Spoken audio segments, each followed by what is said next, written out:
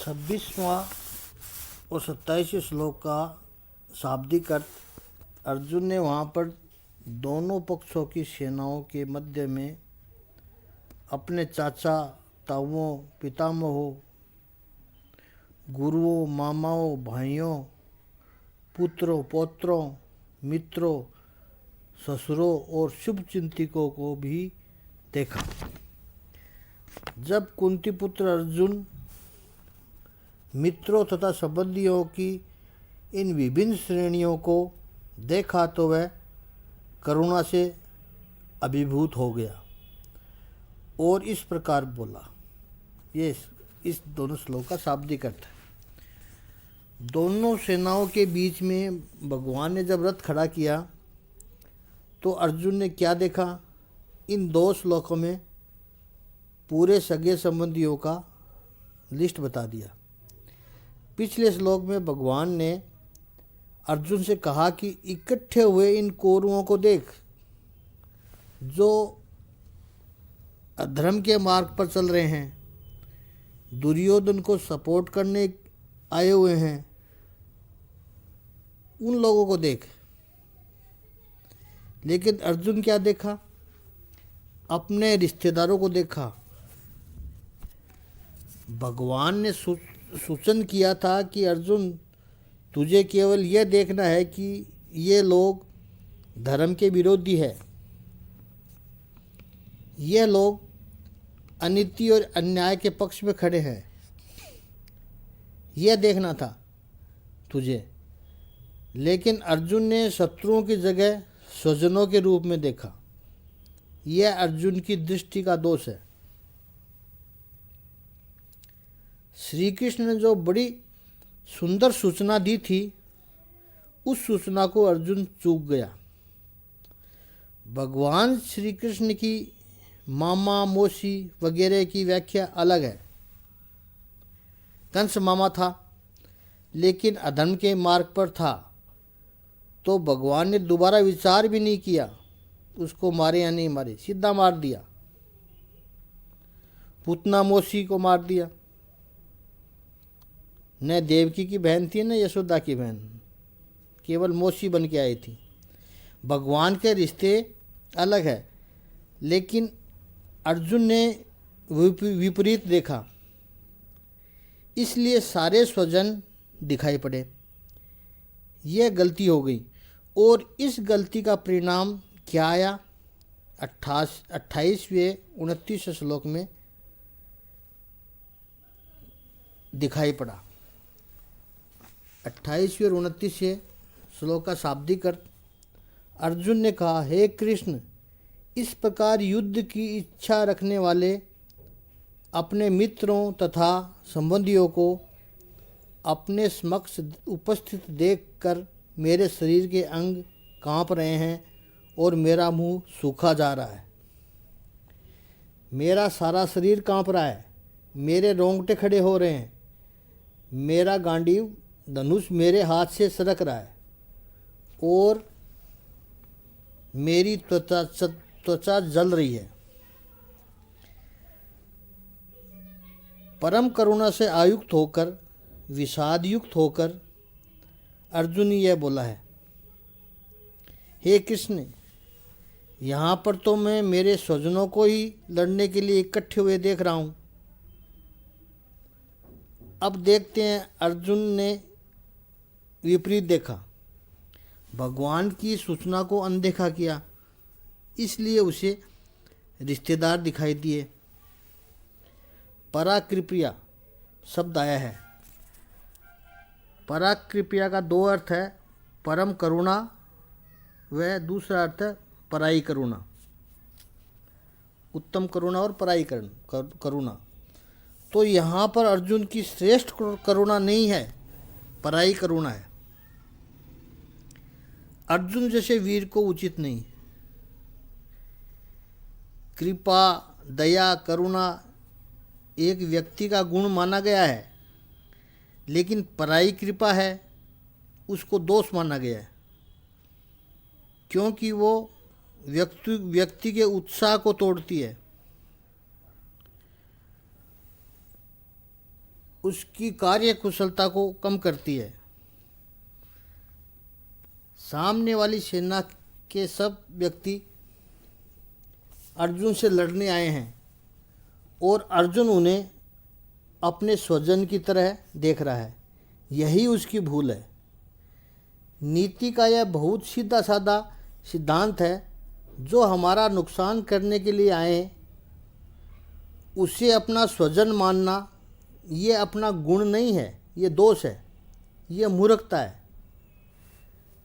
बड़ी प्रसिद्ध बात है, कोई हमारे एक गाल पर चांटा मारे तो हमें क्या करना चाहिए। अहिंसा के सिद्धांतों को मानने वाले तो यही कहेंगे कि सामने दूसरा गाल रखना चाहिए।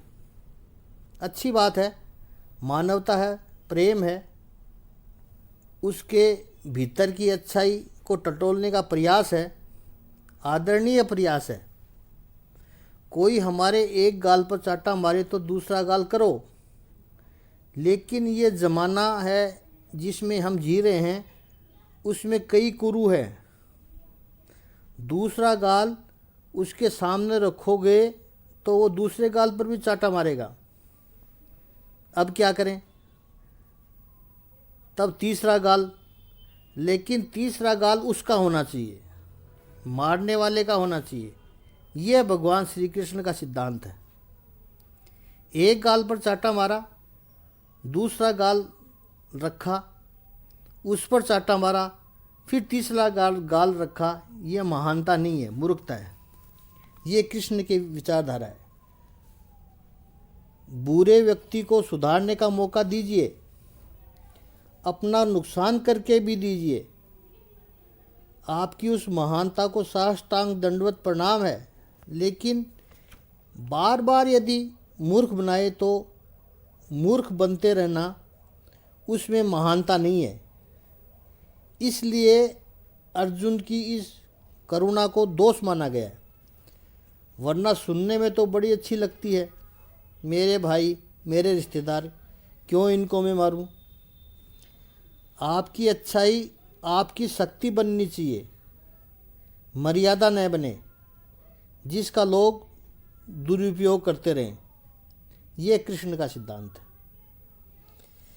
इसलिए अर्जुन को भावनात्मकता का शिकार माना गया है।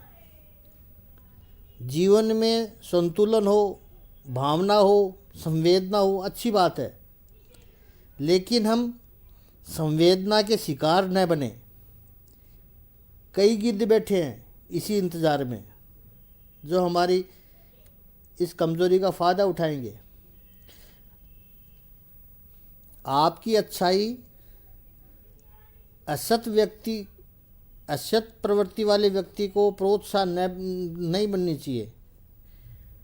आपकी अच्छाई असत वृत्ति के व्यक्ति को रोकने के काम आए। आप शोषित होते रहें तो असत व्यक्ति को तो मज़ा आ जाएगा। हम किसी का बुरा नहीं करना चाहते, न किसी को शोषण करना चाहते हैं, लेकिन हम शोषित बनना भी नहीं चाहते। ये अच्छाई है। जैसे कि साथ तैसा हो जाओ, ऐसा नहीं, लेकिन रक्षा के लिए हमारा नुकसान होने से रुक जाए तो प्रतिकार करना ही होगा। यह धर्म है। कुछ समय पहले भारत के एक बहुत बड़े राजनेता ने एक बात कही थी, पहले छेड़ेंगे नहीं और बाद में छोड़ेंगे नहीं। यह धर्म है। अब यहाँ पे से अर्जुन को बदलने की प्रक्रिया का शुरुआत हो गया है।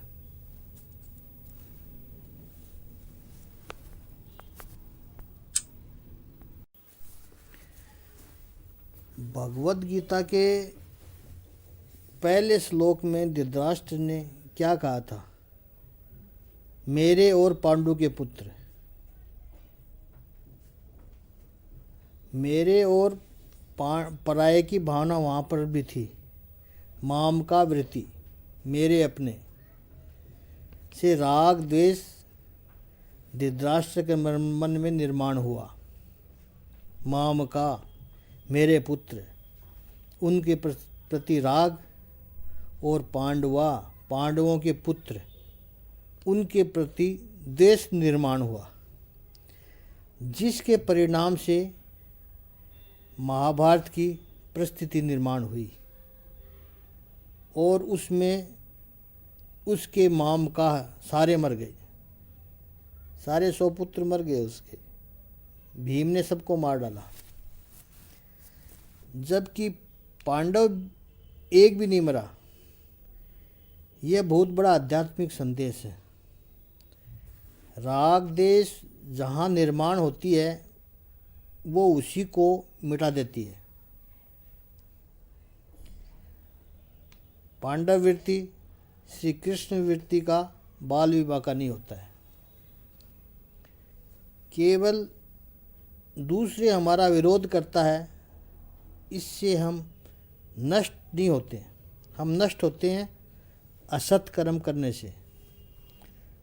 सत्कर्म करे तो कोई कितना भी विरोध करे, परमात्मा हमारे साथ होता है और आखिर उसी की जीत होती है।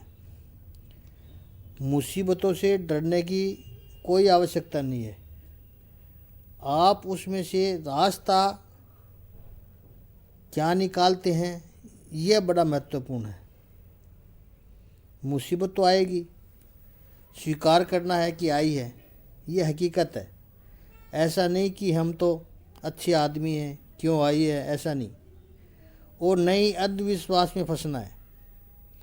कुछ ऐसे वायरस हैं समाज में, वो चिपकेंगे आपके, वो आपको गुमराह करेंगे, टोने टोटके बताएंगे, नज़र लग गई, कुंडली दोष, कई तरह के बातें आपको बताएंगे।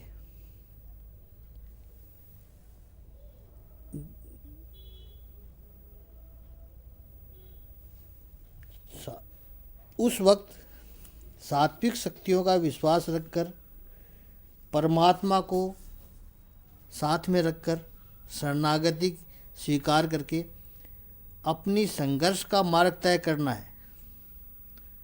उसमें आपकी जीत होगी। यह भगवद गीता कहती है। माम का वृत्ति से राग द्वेष के कारण चित्त में थोड़ी समस्या, क्लेश आ जाती है। अपने पराये की भावना से धृतराष्ट्र पापी, लोभी, दंभी, कपटी था, इसलिए उसके चित्त में से महाभारत का युद्ध आया। जो अंदर पड़ा है वही बाहर आएगा। इस श्लोक में अर्जुन भी स्वजनों को देखता है, माम का कोई देखता है। उसके चित्त में भी समस्या तो आई है। जो माम का देखेगा उसके चित्त में समस्या आनी है, क्योंकि मानव स्वभाव है। जैसा यही अपनापन आएगा तो समस्याएं आएगी, क्योंकि अपने पराये का भाव आएगा तो क्लेश आएगा। वो हकीकत है, चाहे किसी का भी चित्त हो। मंथन जो किया तो क्लेश आएगा। शांत सरोवर था, पत्थर डाला, मिट्टी नीचे इसकी थोड़ी सी आनी है। अब पत्थर डाला, चांदी का डालो, लोहे का डालो, स्वर्ण मुद्रा डालो, क्या फ़र्क पड़ता है? थोड़ी सी मिट्टी ऊपर आएगी। यह हुआ, लेकिन अर्जुन में कार्पण्य दोष और पलायन वाद आया है। अर्जुन स्वभाव से कोमल है, संवेदनशील है, भक्त है, इसलिए उसके चित्त में समस्या तो आई। उससे हमें भगवद गीता प्राप्त हुई। धृतराष्ट्र की समस्या ने महाभारत को जन्म दिया और अर्जुन की समस्या, क्लेश ने भगवद गीता को जन्म दिया। अपने अंदर से वही निकलेगा जो है। आपकी जेब में रुपये हैं, रुपये ही तो आएंगे, फिर वो चाहे नोट 10 की हो, 20 की हो, 50 की हो, वही आएगी। डॉलर पाउंड ये नहीं निकलेगा। जो है ही नहीं वो कहाँ से निकलेगा। परिस्थिति में जब समस्या होती है उस समय हमारे अंदर जो होता है वही बाहर निकलता है। हमारे अंदर यदि क्रोध भरा होगा तो बाहर क्रोध निकलेगा। ऐसा नहीं है कि वो परिस्थिति की वजह से आया है, अंदर था इसलिए निकला। अगर अंदर होता ही नहीं तो कैसे निकलता। अर्जुन के भीतर कपट दंभ था ही नहीं, दुष्ट प्रवृत्ति थी नहीं अर्जुन की, तो निकलने की कोई संभावना ही नहीं थी। और धृतराष्ट्र के अंदर इसके अलावा कुछ नहीं था, तो वही निकला। यहाँ पर अर्जुन भगवान को कृष्ण संबोधन करता है। अर्जुन को कृष्ण नाम अत्यंत प्रिय था, इसलिए कृष्ण नाम सबसे ज़्यादा 9 बार आया है। और इसी तरह भगवान श्री कृष्ण को अर्जुन का पार्थ नाम बहुत पसंद था, इसलिए जब दोनों आपस में बात करते तो इन्हीं नामों का संबोधन करते थे। ये बात बड़ी प्रसिद्ध भी हुई, लोग जानते थे। इसलिए भगवद गीता के 18वें अध्याय में 78वें श्लोक यानी अंतिम श्लोक में जब संजय ने जय उद्घोष किया तब यही 2 नाम लिए। जहाँ योगेश्वर कृष्ण है और धनुधर पार्थ है, विजय वहीं है, श्रेय वहीं है। धृतराष्ट्र और अर्जुन की दृष्टि एक हो गई। दोनों के शब्द युयुष्व, ये सब दोनों के पास से निकले हैं। दोनों के शब्द समान, परंतु दृष्टि अलग है। धृतराष्ट्र की भेद दृष्टि करता है मेरे और पांडवों, यह धृतराष्ट्र की भेद दृष्टि बताती है। लेकिन अर्जुन देखता है उसे सब स्वजन लग रहे हैं। तात्पर्य यह है कि धृतराष्ट्र को केवल मामका की मृत्यु या पराजय का डर लगता है। मेरे वाले मर जाएंगे, मेरे वाले हार जाएंगे तो क्या होगा, यह डर लगता है। धृतराष्ट्र को युद्ध नहीं चाहिए, उसको पता है युद्ध से मुझे क्या मिलना है। जो मिलना है वो है मेरे पास। कोई भी रूलिंग पार्टी चुनाव नहीं चाहती, क्योंकि उसको चुनाव जीतकर जो मिलना है वो राज्य तो है उसके पास, केवल खोने का ही डर रहता है। यही धृतराष्ट्र को डर था, क्योंकि मेरे मामका को नुकसान न होगा, नुकसान नहीं होना चाहिए, ये उसको। अर्जुन को भी युद्ध नहीं चाहिए, अर्जुन भी युद्ध से दूर होना चाहता है, लेकिन उसके लिए सारे स्वजन हैं, मेरे सामने खड़े मेरे स्वजन हैं दोनों पक्ष के। यह दोनों की दृष्टि में फ़र्क है। धृतराष्ट्र के लिए कुछ चुने हुए लोग अपने हैं, उनको बचाना चाहता है। अर्जुन को सभी मेरे अपने हैं, स्वजन हैं, वो उनको बचाना चाहता है। अर्जुन की दृष्टि व्यापक है और यह दृष्टि के कारण वो भावुक हो गया, और भावुक हो गया तो उसके परिणाम क्या आए। 29वें और 30वें श्लोक से अर्जुन वर्णन करता है। इन 2 श्लोकों में अर्जुन ने 8 लक्षण बताए हैं।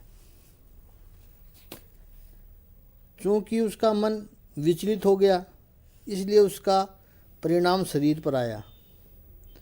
बड़ी मनोवैज्ञानिक बात है। आज सभी को आवश्यक है कि हमारा मन जब हार जाता है तो उसके शरीर पर जो परिणाम होते हैं, और शरीर पर ऐसे कई लक्षण आते हैं, जैसे रोंगटे खड़े हो जाना, शरीर में कंपन होना, प्यास लगना, गला सूखना, हाथों में से वस्तुएं गिर जाना, चक्कर आना। ये जो सारे लक्षण हैं दिखाई पड़ते हैं शरीर के लक्षण, लेकिन होते हैं मन की बीमारी। और ये मन की बीमारी, स्ट्रेस, तनाव, इसका उपाय क्या है, इसके बारे में हम कल चिंतन करेंगे। 29वें और 30वें श्लोक का कल विस्तृत विवेचन किया जाएगा।